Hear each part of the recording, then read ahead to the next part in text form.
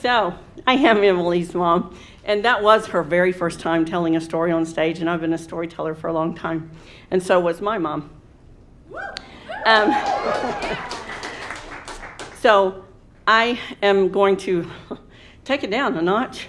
Not so funny as my daughter. My father passed away 3 weeks ago-ish in an Alzheimer's facility in South Carolina. And I knew immediately when I saw the theme endings what story I would tell. And it is not the story of my father's ending, although it is the story of an ending, but rather the beginning of the end. And so my story is called For Angels Lost. In what would be the last task my father and I performed together, we lifted his German Shepherd mix into the back of my minivan. I had made her a bed from an old down comforter that my daughter used in college. My dad kissed her goodbye and hugged me and thanked me several times for doing what he could not do. Angel was old and frail and increasingly incontinent. But my mother could not bring herself to put her down for peeing on the floor at 80 years old. Mom could identify and empathize well. So we waited until the pain and humiliation of her condition outweighed the daily simple pleasures that she took, like following my dad around the neighborhood in his golf cart. We waited until one day she didn't come home. Dad was in the yard when the neighbor walked up with Angel in tow, and he was embarrassed. Angel had forgotten her way home.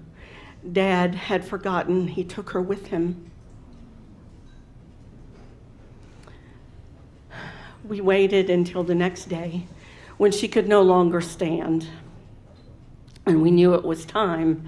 My mom and I made the 10-mile drive into town to Dr. Jackson's office, and it was quiet on the way, but Mom eventually said, I just cannot cry for her now.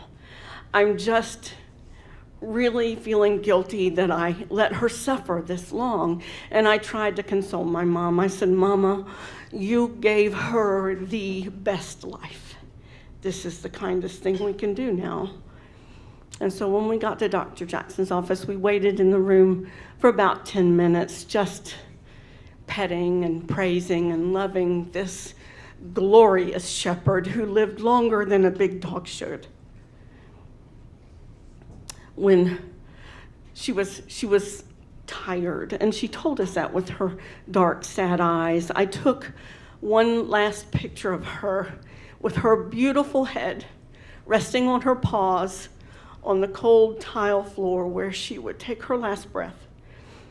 Dr. Jackson came in and he explained the procedure to us and what would happen when he did what he was going to do, and he asked us if we were sure we wanted to stay with her, and I said yes, we were.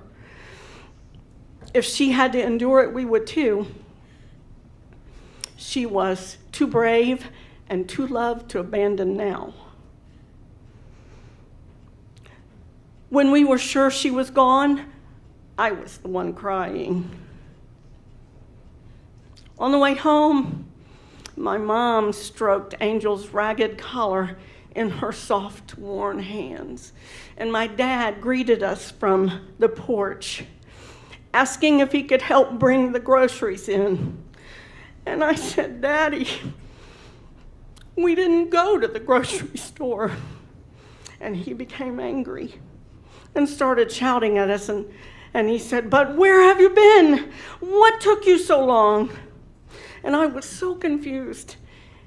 I knew he'd been diagnosed with dementia and maybe the beginnings of Alzheimer's, but I had no idea that in the space of 1 hour, he could forget that we had taken his beloved pet to be euthanized.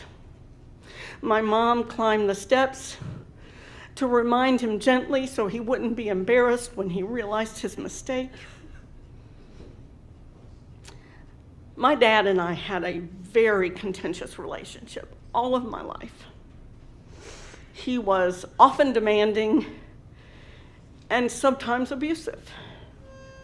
He had been diagnosed sometime before with a narcissistic form of personality disorder, which did not surprise my mom and I at all.